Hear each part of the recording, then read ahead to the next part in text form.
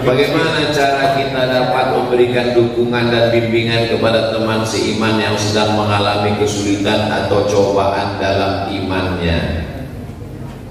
Aku bro, waktu masih mabuk dulu, masih sakau dulu, hidupku tenang. Sekarang begitu aku ke masjid, sendal hilang, helm hilang, kerja hilang, bini hilang. Kok susah sekali ya? Tanya sama dia.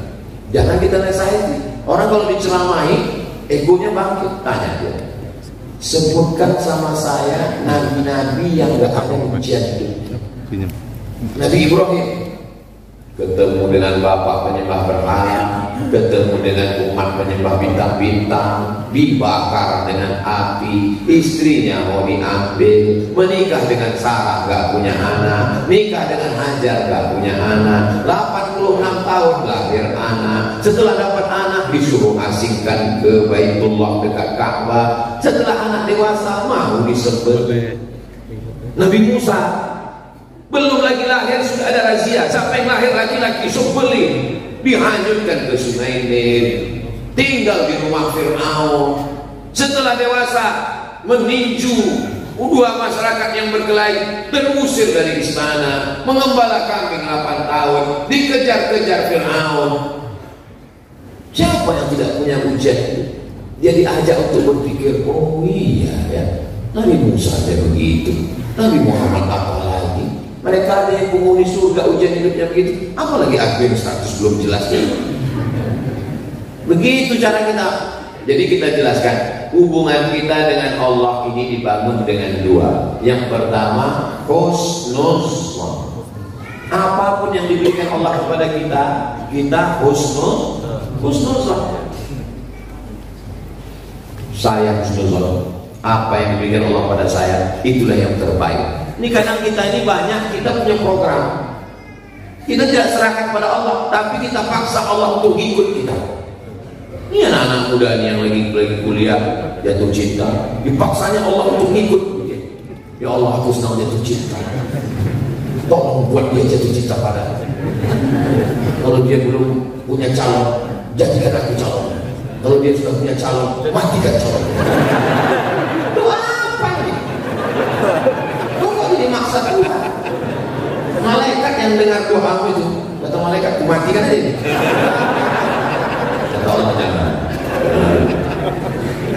Kenapa doa? Kenapa kau paksa Tuhan? Kita hanya berusaha dan berikhtiar. Keputusan terakhirnya tetap kepada Allah. Suruh jam 6.10. Jadi, oh ternyata kita udah habis waktunya.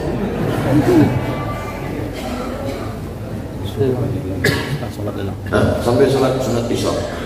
Ya. Jadi hubungan kita dengan Allah itu yang pertama adalah bandingkan diri kita dengan orang-orang soleh, wali-wali Allah, ulama-ulama. Ujian hidup kita ini belum ada apa-apanya. Yang pertama kita bandingkan. Yang kedua, husnuzan kepada Allah. Yang ketiga, ridho. Ridho itu apa Pak Ustaz? Ridho itu pernah melihat jenazah dimandikan? Pernah nggak melihat jenazah melawan? Jenazah tidak melawan itu ridho. Jadi kalau saya jelaskan makna ridho, lughatan ridho, wastilahan ridho menurut etimologi sulit. Cara menjelaskan ridho gitu aja. Pernah melihat jenazah mandi dimandikan? Ya. Pernah melihat waktu hidungnya dikorek melawan? Enggak. Itulah ridho. Ridho itu artinya sururul qalbi bimururil qada. Hati merasa bahagia dengan melewati takdir dari Allah SWT. Setelah usaha dan ikhtiar. Itu bedanya dengan Jabariyah Ahlus Sunnah wal Jamaah. Jangan sampai dipotong ini. Jangan sampai besok bapak nggak kerja, nggak cari makan, nyantai. Dia pasti ditanya istrinya, abang nggak usaha? Kita seperti mayat.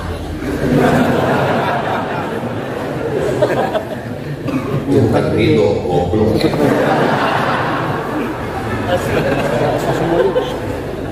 Nggak usah semuanya. Mana tahu ada suami ibu yang motong-motong ceramah saya, besok dia nggak keluar rumah, nggak ke kantor, nggak cari rezeki, nggak cari nafkah. Pas ibu tanya, mas kamu nggak kerja? kita ridho seperti mana. Ibu nggak usah marah, biarin aja. Nanti pas buka puasa dia kan nanya, Mama buka puasa kita mana? Disitulah ibu jawab, kita mesti ridho.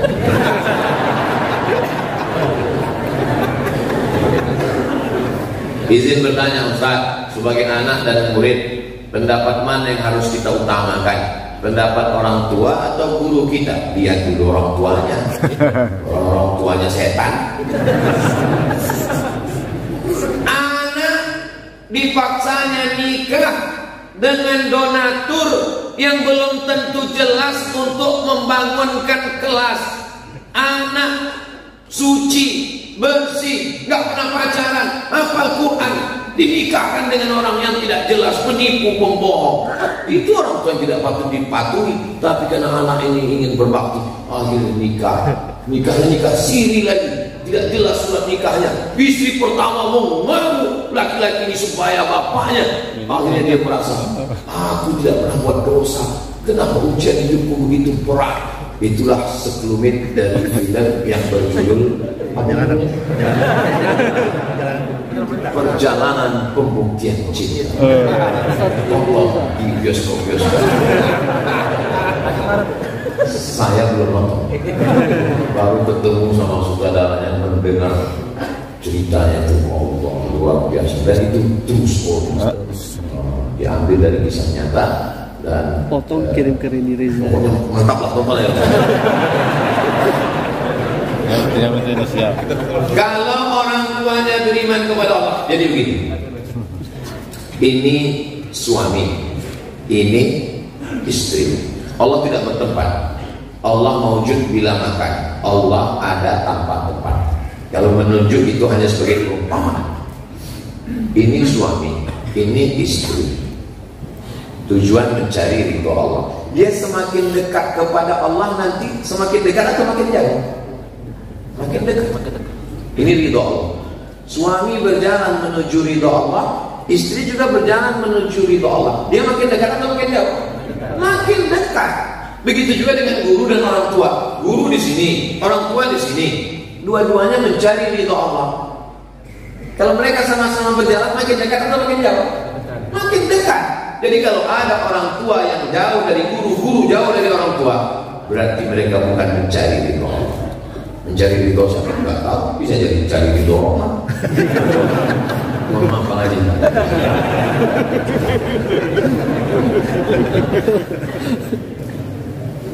Tidak akan mungkin ada orang tua berbeda dengan guru, dan tidak akan mungkin ada guru yang menyuruh anak durhaka kepada orang tua. Begitu juga banyak yang bertanya, Ustaz, saya ikut suami saya atau ikut ayah saya? Ini suamimu, ini ayahmu. Kalau suamimu mencari ridho Allah, ayahmu juga mencari ridho Allah, mereka akan ketemu pada ridho Allah. Termasuk kita subuh ini, kita sama-sama mencari ridho Allah dan bertemu kita di sini. Aku tidak pernah mencari kamu, kamu pun tidak pernah mencari aku. Panitia mempertemukan kita. Yang terakhir, saya ingin bertanya. Saya pernah bernazar kepada ibu saya waktu kritis. Jika ibu saya sembuh, saya motong 1 ekor kambing. Terus ibu saya sembuh sehat.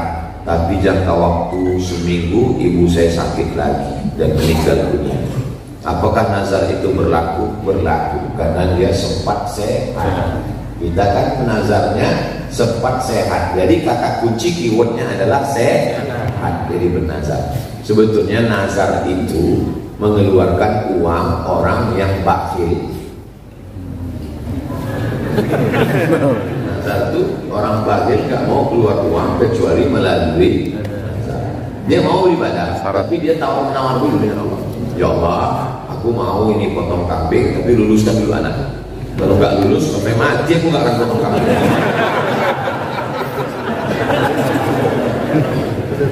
Jadi karena ilat sebab awalnya adalah sehat. Walaupun setelah sehat itu dia sakit kembali dan meninggal, maka lepaskan nazar. Maka nazar ini artinya merubah yang sunat menjadi wajib. Puasa Senin Kamis sunat, tapi kalau dia sudah menjadi nazar, berubah menjadi wajib ditunaikan.